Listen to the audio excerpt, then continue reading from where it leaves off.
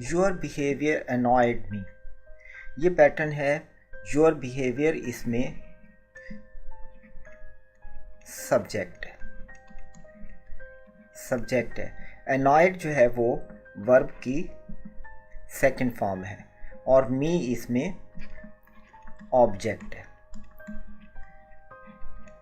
तो जब हम इसे पैसिव वॉइस में कन्वर्ट करेंगे तो मी जो है वो ऑब्जेक्ट सब्जेक्ट बनकर आई की फॉर्म में यहाँ पर आएगा।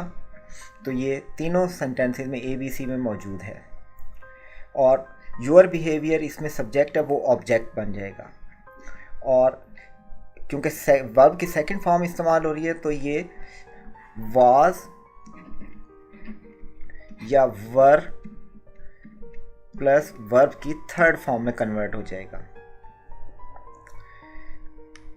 तो इस लिहाज से आप देखें कि I was annoyed A option में वाज वर आ रहा है, एनॉयड थर्ड फॉर्म आ रही है, your behaviour at your behaviour आ रहा है।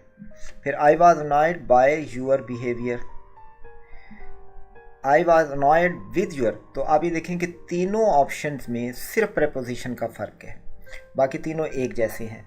तो हर वर्ड, बहुत से वर्ड अपने लिए स्पेसिफिक प्रेपोजिशन रखते हैं। फॉर एग्जांपल सरप्राइज के लिए एट आता है, सरप्राइज एट।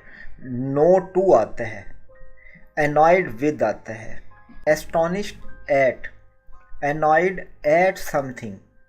तो एनॉयड एट आना चाहिए इसमें क्योंकि योर बिहेवियर समथिंग के लिए आ रहा है। Annoyed at something, annoyed at your behaviour, तो यहाँ पर एट आना चाहिए। इसलिए इस क्वेश्चन का करेक्ट आंसर है ऑप्शन ए।